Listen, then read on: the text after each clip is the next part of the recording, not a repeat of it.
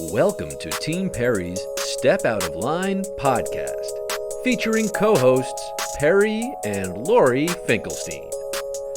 Together, they explore, meet, and share inspirational stories with guests who have made a positive impact in today's world. This podcast resonates with our hope to make this world a better place one step at a time through love, acceptance, and uplifting conversations.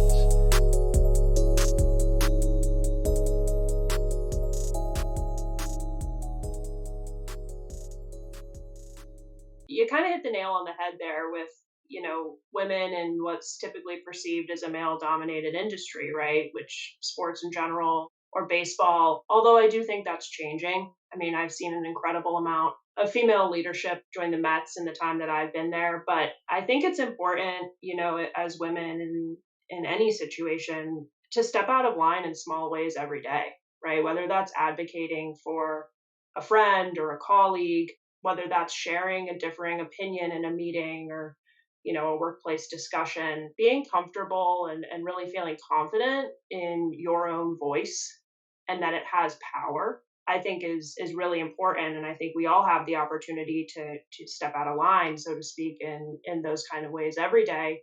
If I think about a larger, kind of stepping out of line moment in my life, I think about my internship that I took when I was in college. It was my last semester of college. And I was already working and volunteering with my university athletic association. I knew I wanted to work in sports. And I had an internship with them that was going to be comfortable. It was what I was used to. It was working for people I had already worked for. It was staying in my college town with all my friends. And that was all kind of set. And then I got a call from the Kansas City Chiefs. And I had applied and interviewed for an internship with them a long time ago and kind of thought it was, dead in the water. And then it came back up and I had this opportunity to move to Kansas City completely on my own, 20 years old. At that time, internships were unpaid. So I was going to move out there and I knew nothing. I had never been there. I didn't have a car, but I was kind of given this incredible opportunity. And I thought, this is scary. This is a big change for me. And I had this path that I thought I was going down that felt very comfortable. And I was very content with that plan. And I made the decision to step out of that line and go in a completely different direction. And that really set me up, I think, for the rest of my career and ultimately shaped my life in such a big way and taught me a lot about myself.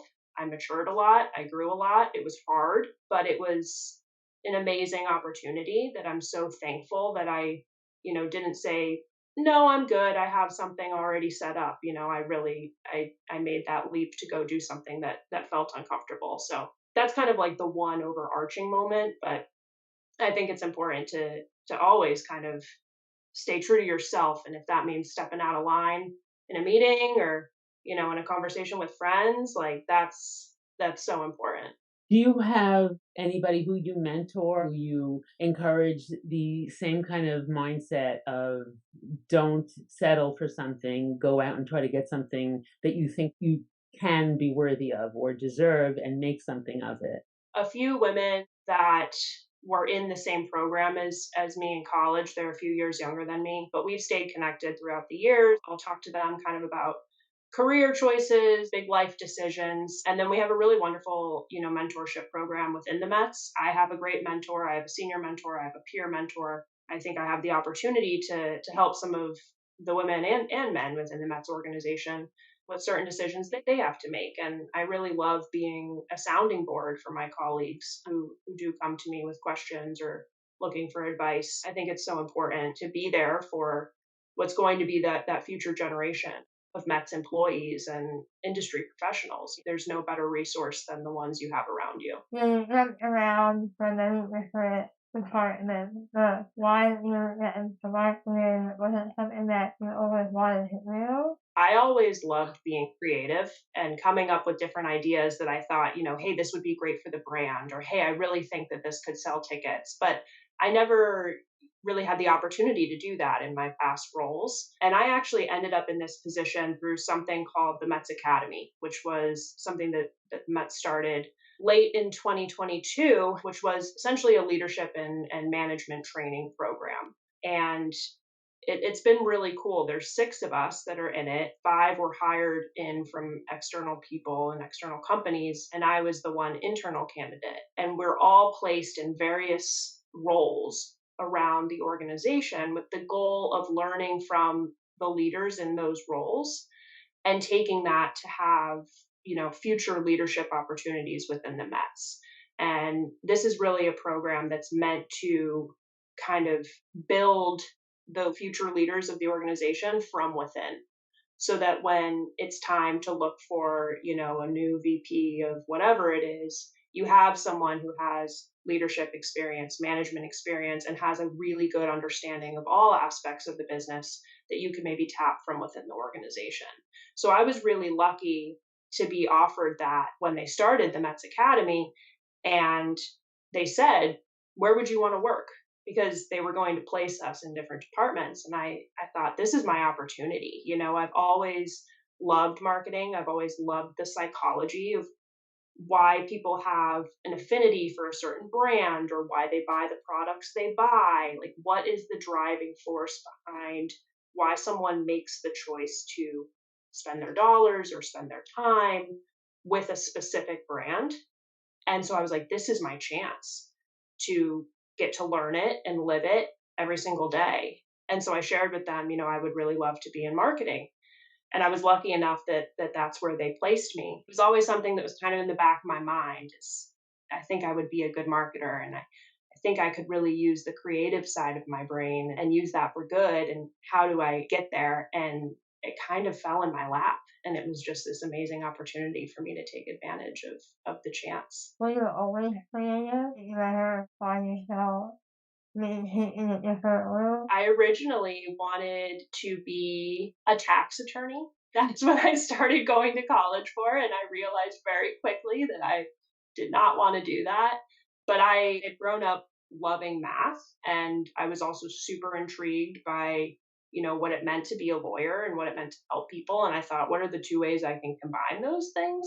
But I do think I was always meant to be more creative. Growing up, I would make music videos with my friends, and I loved to put on plays, and I took dance classes, and I loved creative expression. Did I know I wanted to work in sport management? I think deep down I always did. I always wanted to work somewhere where I felt a love for the work I was doing. And so once I decided that I didn't want to continue on in my accounting major, which was going to hopefully lead to law school and becoming a tax attorney, I decided, you know what, I'm going to rethink what I want out of my life. And I want to do something that I enjoy every single day. And so I thought, what are the 2 things that I love? Sports.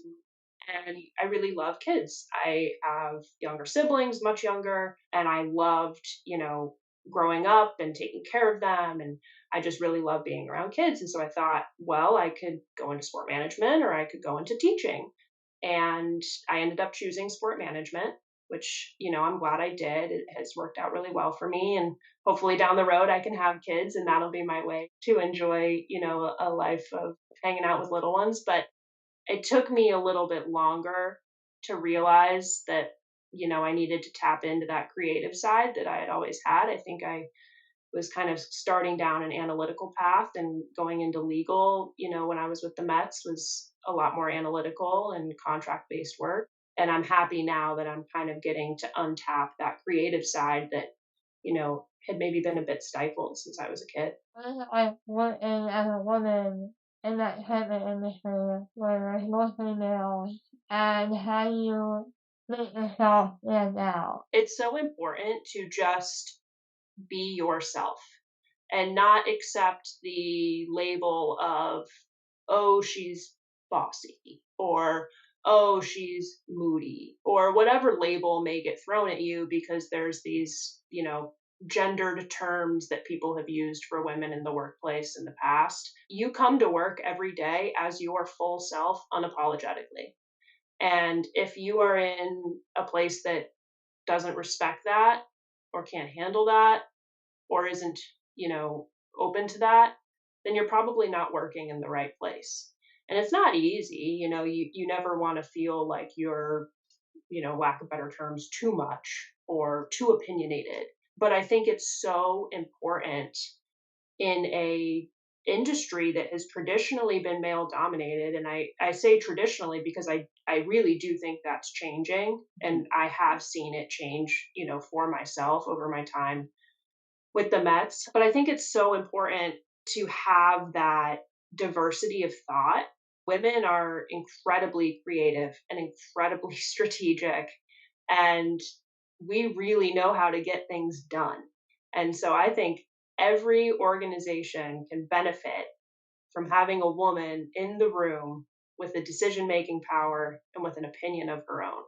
And so I would tell, anyone younger, older, my age, whoever, like, do not be afraid to speak your mind, because ultimately the right organization for you is going to listen and going to value what you have to say.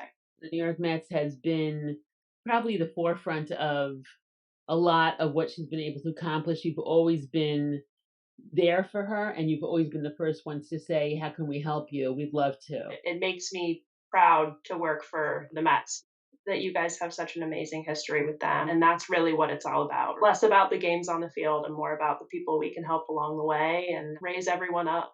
I'm so glad that you figured out, what your passion is. And it's a rare combination to be passionate about something that you are good at and also have that strategic mindset. So it's amazing that, you figured that out. A lot of people we interviewed say, just say yes to everything and then figure it out. It goes back to what we were saying, take that chance, right?